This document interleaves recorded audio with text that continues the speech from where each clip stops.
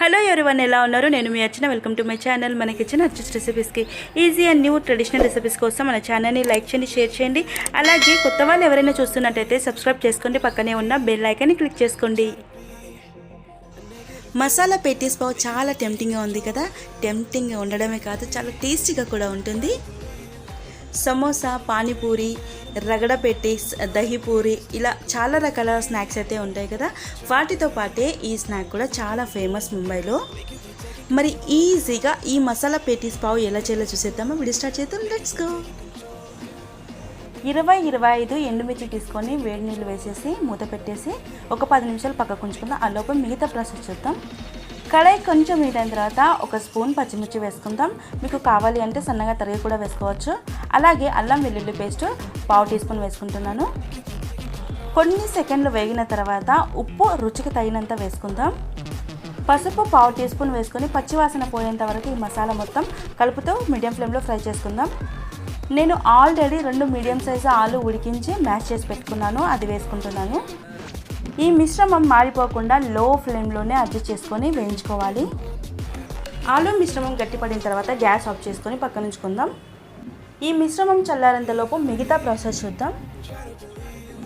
మనం ఇందాక నానబెట్టుకున్న ఎండుమిర్చిని 2 టైమ్స్ వాష్ చేసి మిక్సీ జార్లో వేసుకుందాం. మిర్చి వేసుకున్న తర్వాత 20 నుంచి 25 ఎల్లిపాయలు వేసుకుందాం. 1/2 టీ స్పూన్ చాట్ మసాలా వేసుకుందాం, లేదంటే పావ్ బజీ మసాలా కూడా వేసుకోవచ్చు, చాలా టేస్టీగా ఉంటుంది. అలాగే గరం మసాలా 1/2 టీ స్పూన్ వేసుకుందాం. అన్నీ వేసుకున్న తర్వాత ఒక 2-3 టేబుల్ స్పూన్స్ నీళ్ళు వేసుకొని ఇలా మిక్సీ పట్టించి పేస్ట్ లాగా చేసుకొని పక్కన ఉంచుకుందాం. మనం ఇందాక ఆలు కర్రీ చేసాం కదా, పూర్తిగా చల్లారింది. చల్లారిన తర్వాత కొత్తిమీర సన్నగా కట్ చేసినది వేసుకొని మొత్తం కలిపేసి చేతిలోకి ఆయిల్ అప్లై చేసుకొని ఒక పెద్ద సైజు నిమ్మకాయ అంతా ఆలు మిశ్రమం తీసుకొని ఇలా రౌండ్గా చుట్టేసుకొని ఇలా వడ షేప్లో అన్నీ ఈ విధంగా చేసుకొని పక్కన ఉంచుకుందాం. ఇదే ప్యాన్ హీట్ చేసుకుందాం. హీట్ అయిన తర్వాత కొంచెం ఆయిల్ వేసుకోండి. ఆయిల్ వేసుకున్న తర్వాత మీడియం ఫ్లేమ్లో అడ్జస్ట్ చేసుకున్న తర్వాత ఎన్ని పెటీస్లు పడితే అన్ని పెట్టేసుకొని, నేను ఇక్కడ 4 మాత్రమే చేస్తున్నాను, సో నేను 4 పెట్టేస్తున్నాను. మీడియం ఫ్లేమ్లో 2 నిమిషాలు వేయించుకున్న తర్వాత మరో సైడు తిప్పేసుకుందాం. అన్నీ ఇలా తిప్పేసుకున్న తర్వాత మరో సైడు కూడా 2 నిమిషాలు వేయించుకోవాలి.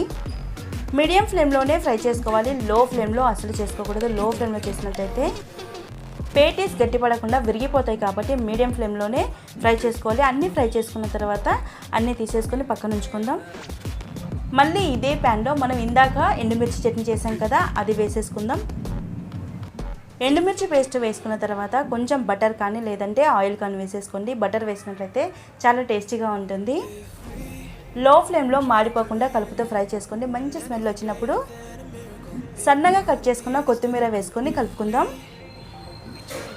ఇలా కలుపుకున్న తర్వాత పావు ఇలా కట్ చేసుకుందాం.